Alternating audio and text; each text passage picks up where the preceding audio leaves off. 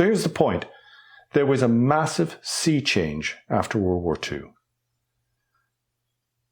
World War II ended with 2 nuclear bombs being dropped on Japan. And people realized, oh shit, if we keep going down this path, we're going to wipe ourselves out. And from then on, we started calling our departments of war departments of defense. For example, the Japanese have a defense army. They still call it the Israeli Defense Forces, right? IDF. It was because we saw the horrors of potential of industrialized war. Industrialization, the Industrial Revolution, made a massive change to the way we waged war. And then we had the Great War, World War I. At that time, we didn't realize it was World War I. We didn't call it World War I. We called it the Great War. That's when factories were creating bigger, larger, more powerful armaments and shipping them with logistics to the front line to destroy each other. It was horrific. It was only in hindsight we called it World War I. It was the same with World War II. When Hitler annexed Czechoslovakia, then we gave him a pass, right? Because we thought, well, this will solve the situation. We didn't do anything about it. And at that time, we didn't call it World War II. It was only in hindsight. And also, when he invaded Poland, we didn't call it World War II. It was only when we look back, we saw it to be World War II. Many people, experts, not me, Jeffrey Sachs, for example, will say, in the future, historians will look back to these times and say that was the beginning of World War III. It's not what we're calling it now. So after World War II, we realized the power of the nuclearization of warfare.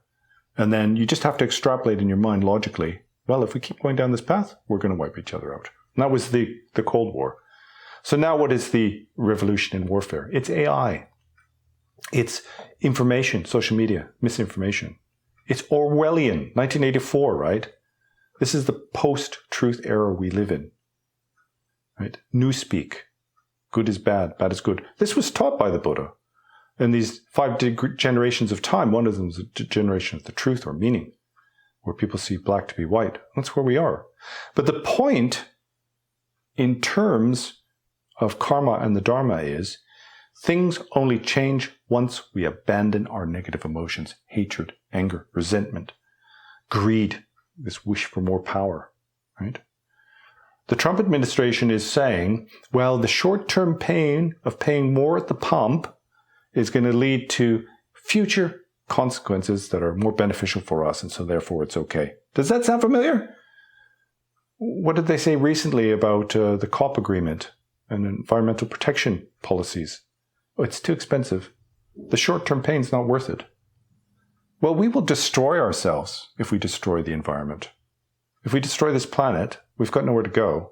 Even Elon Musk has given up on the idea of going to Mars now. They're talking about the moon, not Mars.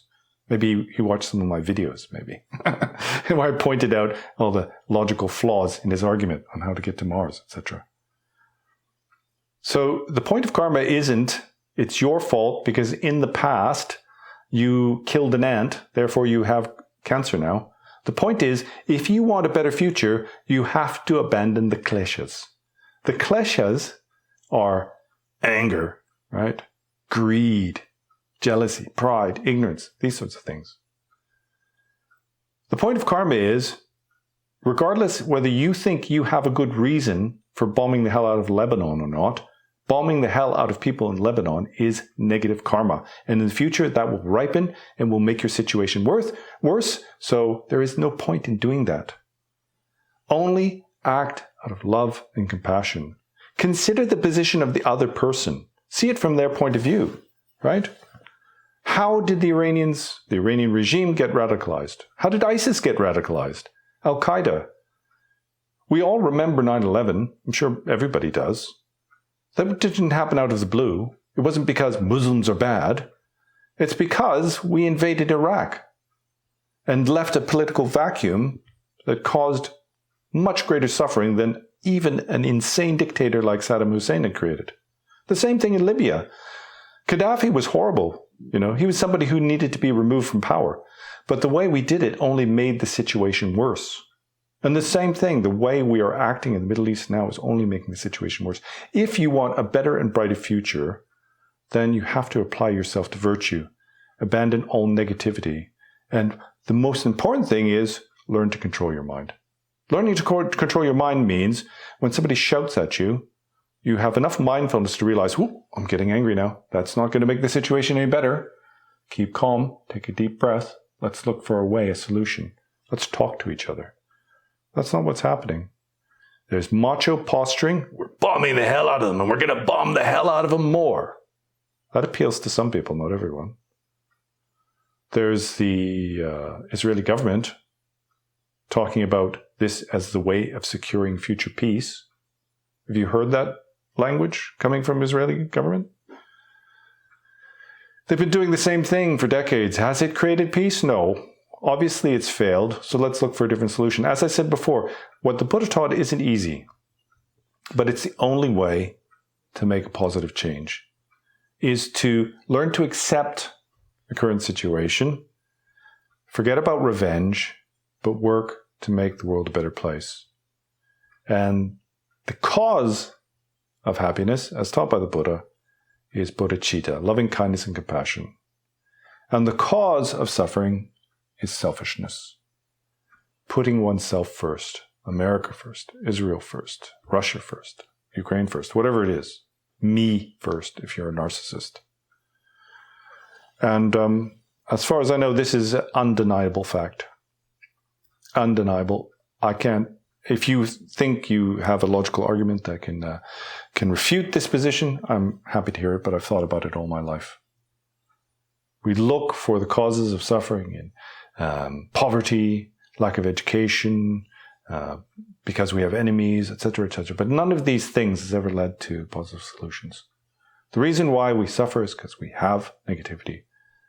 We have the kleshas. And the reason why we have the kleshas is because we're selfish. So do what you can to develop a loving mind, an accepting mind.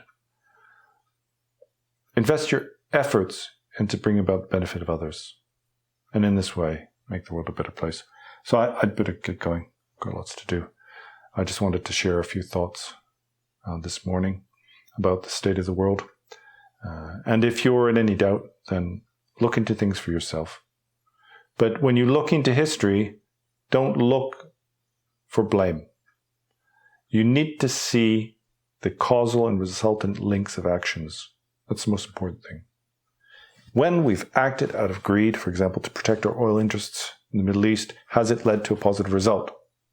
When we've acted out of revenge, trying to get payback for our people who died in a conflict, has it led to positive results? Right? This has never been the case. It's easily demonstrable. Okay, so this has been going on for too long. I don't want to lose you all. I'm sure you've got lives to get on with. So until next time, and see you later.